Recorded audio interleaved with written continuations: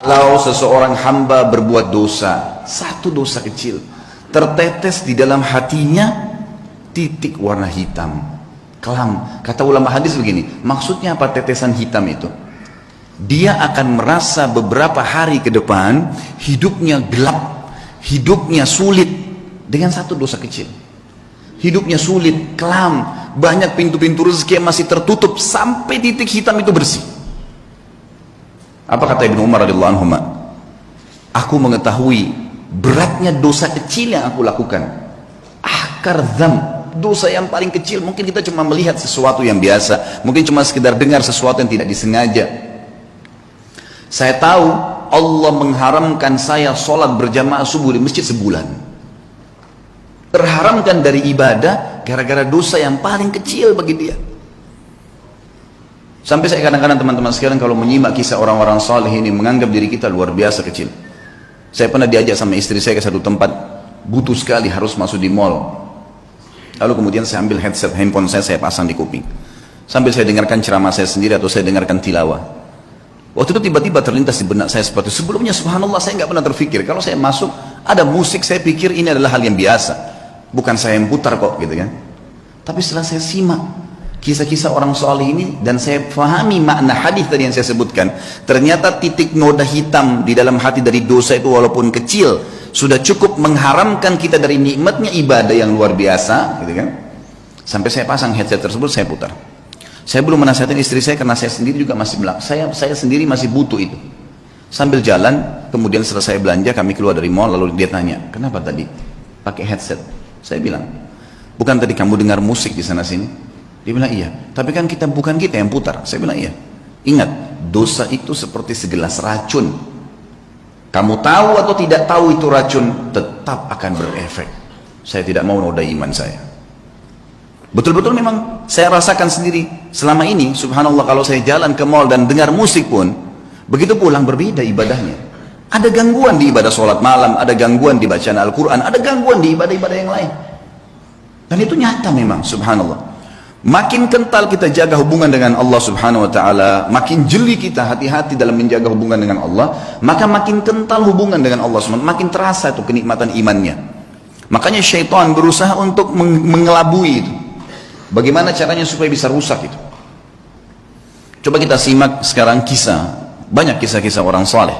Kalau kemarin ada beberapa sahabat yang kita angkat kisahnya dalam generasi emas Islam, kita coba korek sekarang kisah tabi'in. Mungkin ada di antara anda yang mengatakan itu kan Ustadz kemarin sahabat, lihat Nabi. Baik, kita lihat generasi tabi'in. Kita lihat generasi yang tidak jauh dari kita, tidak melihat juga Nabi Muhammad SAW. Saya akan angkat misalnya contoh teman-teman sekalian Muhammad bin Sirin, rahimahullah. Muhammad bin Sirin ini salah satu ulama tabi'in yang terkenal dengan keimanannya dan beliau ahli ta'wil mimpi. Pedagang di pasar. Satu waktu beliau berdagang, kemudian ada dagangan, dia ragu nih, syubhat. Ini kayaknya salah nih. Ragu, cuman ragu bimbang. Harganya 40.000 dirham.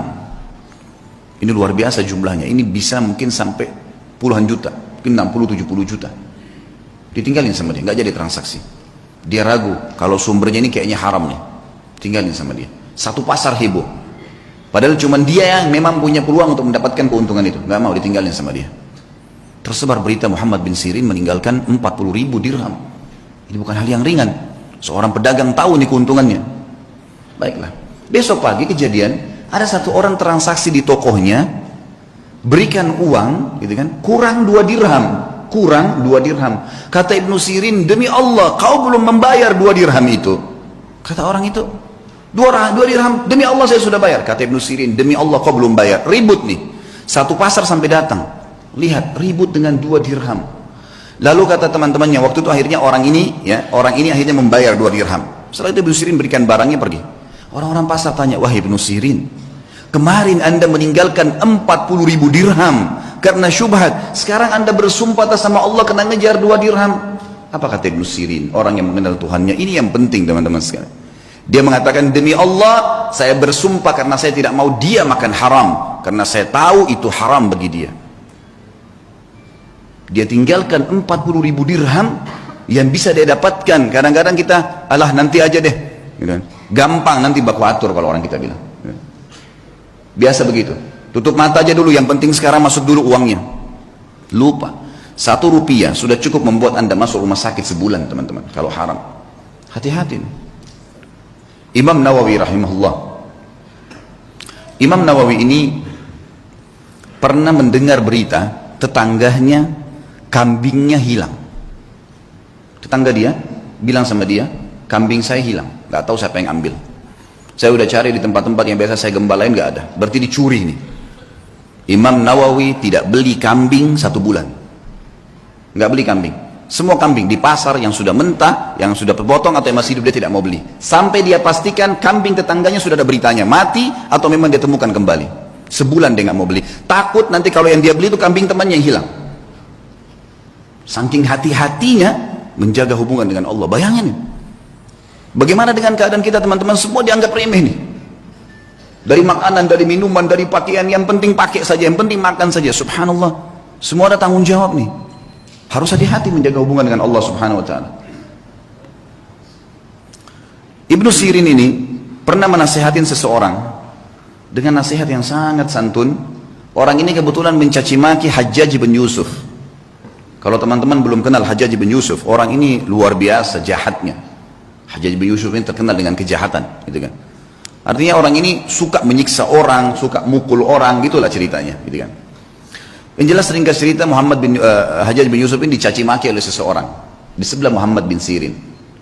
Ini orang gini, ini orang gini, ini caci maki macam-macam. Kata dia, nasihatnya sangat luar biasa.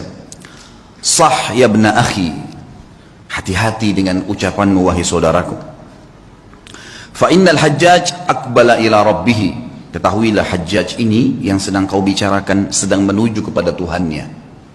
Ini sedang menuju kematian. Tidak usah khawatir, sejahat apapun dia, sehebat apapun dia, pasti mati. Dia sedang menuju ke Tuhannya. Wa innaka innama taqdimu 'ala Allahi yaumal qiyamah, dan kau juga sedang menuju kepada Tuhanmu dan kau akan bertemu dengannya pada hari kiamat nanti. Satajid anna ahqara adh-dham min dhunubika asharru min 'ala nafsika min a'dham min fa'alahu Hajjaj.